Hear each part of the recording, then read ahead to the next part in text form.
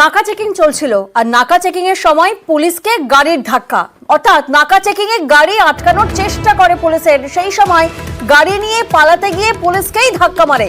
Shakespeare সরণির ঘটনা, Shakespeare সরণি থানা এলাকায় এই ঘটনা ঘটেছে, যেখানে নাকা চেকিং এর সময় দেখুন পুলিশকে গাড়ি ধাক্কা মারে। প্রতিনিধি রৌনক এই মুহূর্তে আমাদের সঙ্গে রয়েছেন। রৌনক, গাড়ির ধাক্কায় যে 4 পুলিশ কর্মী আহত হয়েছেন, 3 জন পথচারী আহত হয়েছেন, তারা এখন কেমন আছেন এবং গাড়ির চালককে কি ধরা সম্ভব হয়েছে? একেবারেই গতকাল রাত 10টা থেকে 10:30 নাগাদ মিডিল টাউন রোড এবং ক্যামাক্সিলের যে ক্রসিং সেখানে এই ঘটনাটি ঘটে এবং তৎক্ষণাৎ 3 জন পুলিশ এবং যে 3 জন পথচারী তাদেরকে কিন্তু হাসপাতালে নিয়ে যাওয়া হয়।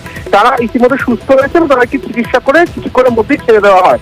এবং যে গাড়ির চালক, যেটা জানা যাচ্ছে যে এই গাড়িটি কিন্তু ভিন রাজ্যের গাড়ি, তখনই গাড়ির চালক সহ 2 জনকে আটক করে শেক্সপিয়ার সরণি থানার পুলিশ এবং ইতিমধ্যে পুলিশ সূত্রে জানা যাচ্ছে গাড়ির চালককে কিন্তু গ্রেফতার করা হয়েছে।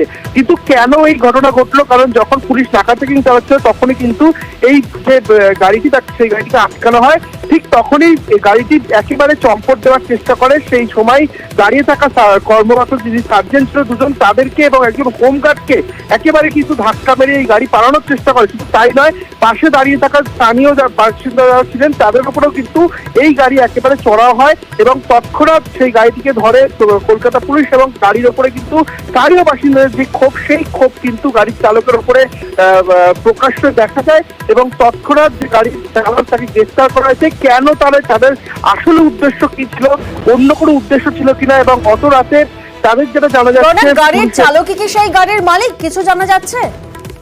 দেখো, এখনো পর্যন্ত জানা যাচ্ছে যে এই যে গাড়িটি, এটা কিন্তু ভাড়া করা হয়েছিল। অর্থাৎ প্রাথমিকভাবে জানা যাচ্ছে এই যে চালক, তিনি একজন এক চালক, এই গাড়িটি তারা ভাড়া করেছিল। কিন্তু পুরো তদন্তের বিষয় এখনো তদন্তের মধ্যে রয়েছে, কারণ ভিন রাজ্যের গাড়ি নিয়ে কিন্তু এই ঘটনা ঘটানো হয়েছে। অর্থাৎ গাড়ির মালিক, সেই প্রশ্নই তো উঠছে, যখন নাকা চেকিং চলছিল তখন গাড়ি নিয়ে তিনি পালাতে গেলেন কেন?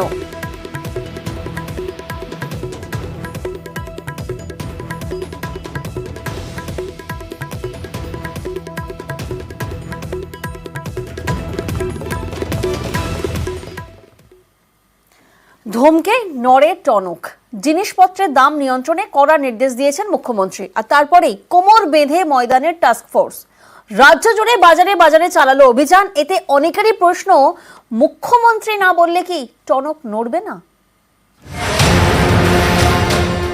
উইদিন 10 ডেজ দামগুলো কমাতে হবে।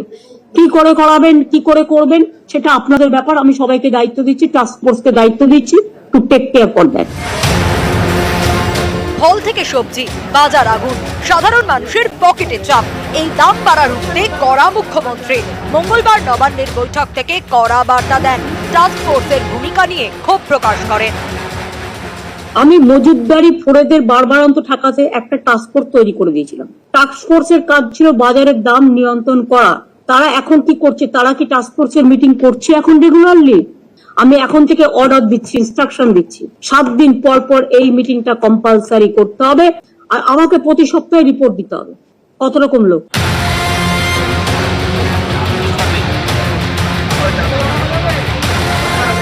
মুখ্যমন্ত্রীর নির্দেশের পরের দিনই ময়দানে টাস্ক ফোর্স। কলকাতা থেকে জেলা বাজারে বাজারে নজরদারি, কোন বাজারে কেমন মাল রয়েছে, তার গুণগত মান কেমন, সব থেকে বড় কথা দাম কত নেওয়া হচ্ছে, নানা বিষয়ে খোঁজ খবর করে টাস্ক ফোর্স। ওজনের মেশিনেও পরীক্ষা করা হয়। জিনিসপত্রের দাম নিয়ন্ত্রণে টাস্ক ফোর্স। 2012 সালে 38 জন সদস্যের টাস্ক ফোর্স তৈরি করেন মুখ্যমন্ত্রী।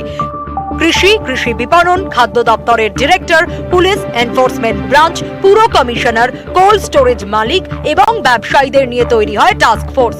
বাজারে নিয়মিত নজরদারি চালিয়ে দাম নিয়ন্ত্রণে রাখার দায়িত্ব দেওয়া হয় টাস্ক ফোর্সকে। ঠিক হয়, রাজ্যের সব প্রান্তের বাজারের পরিস্থিতি নিয়ে প্রতি মাসে বৈঠক করে মুখ্যমন্ত্রীকে রিপোর্ট দেবে টাস্ক ফোর্স। কিন্তু তার হয় কোথায়? বাজারগুলিতে নিয়মিত নজরদারি চালায় না টাস্ক ফোর্স, তাহলে আর রিপোর্ট দেবে কোথা থেকে? তাই এবার মুখ্যমন্ত্রীর ধমক, আর সেই ধমকে নড়েছে টনক। এতদিন দেরি হলো কেন? যে কোনো কারণে অনেক সময় আমরা ভাবি যে আমি কেন দায়িত্ব নিয়ে করব, উনি ভাবেন কে দায়িত্ব নেবে। যতক্ষণ না আমাদের দিদি দায়িত্ব দিচ্ছেন বা নির্দেশ দিচ্ছেন, কেউ এগোতে চায় না, এটাই সমস্যা। সেইটা মিটে গেছে, এখন আর ওইসব ভেবে লাভ নেই, সামনে এগোতে হবে। সম্প্রতি মুখ্যমন্ত্রী নানা বিষয়ে সুর চড়ান। সরকারি জমি দখল রুখতে, ফুটপাতকে দখলমুক্ত করতে, বেআইনি নির্মাণ এবং বেআইনি পার্কিং বন্ধ করতে কড়া বার্তা দেন মমতা বন্দ্যোপাধ্যায়। এসব ক্ষেত্রেও মুখ্যমন্ত্রীর ধমকের পরেই নড়েছে টনক। পথে নেমেছে পুলিশ প্রশাসন। এদিন টাস্ক ফোর্সও ছুটল বাজারে বাজারে। মুখ্যমন্ত্রী বকেছেন যে। নিউজ 18 বাংলা।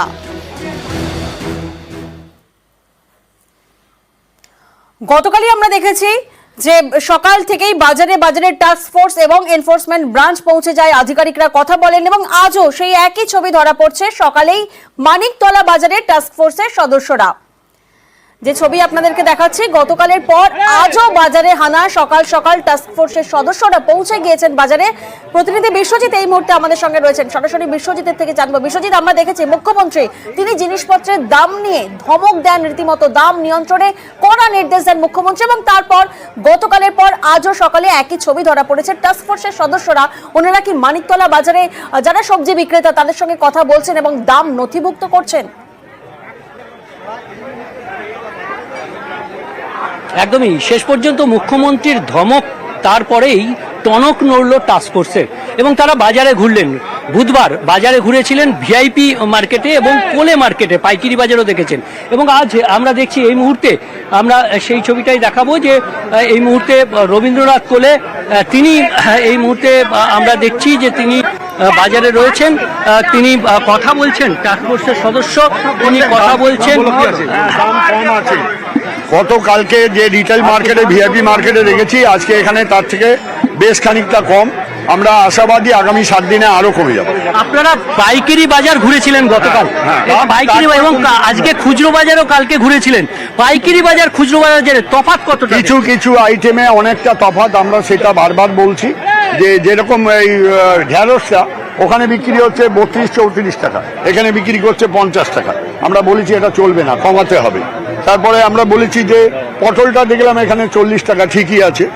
হ্যাঁ, তারপরে উচ্ছে, এইগুলো করলা, এগুলো যে দামে বেচছে এগুলো কমানো যেতে পারে। দাম কমিয়ে বেচো, এত বেশি লাভ করো না, ভেতরে করে দেবে, ভালো লাগবে, বুড়ো বয়সে লগাবে থাকবে। শোনো, কোনো কথা শুনবে না, যেরম কেনো, যেরম কিনবে সেরম বেচো। শোনো, যেরম কিনবে সেরম বেচো, অতিরিক্ত সুযোগ নিও না, এসব করো না, বারবার বলছি। হ্যাঁ, এসব করো না।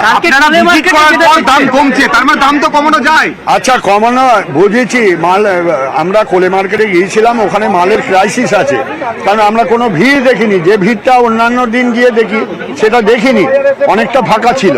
সেই জন্যে আমরা চেষ্টা করছি এটাকে দাম, আমরা আশাবাদী খুব দাম কমে যাবে। সবাই মুখ্যমন্ত্রী নির্দেশ দিলেন, আপনাদের তো রেগুলার রিপোর্ট পাঠানোর কথা, কিন্তু এই যে এত বাজার দর বেড়ে গেল, সেইটা কেন হলো এতদিন?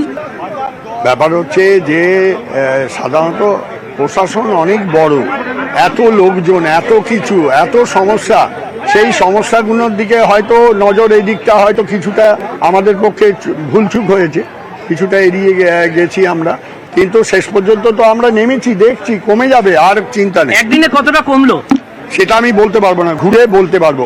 অনেকটাই কমবে, অনেকটাই কমবে। ব্যবসায়ীরা বলছেন, আপনার ব্যবসায়ীদের কাছে বলছেন, তাদেরকে দাম কমাতে বলছেন, কিন্তু তারা বলছেন যারা মিডলম্যান তারা তো দাম বাড়াচ্ছে, যারা করে তারা দাম বাড়াচ্ছে।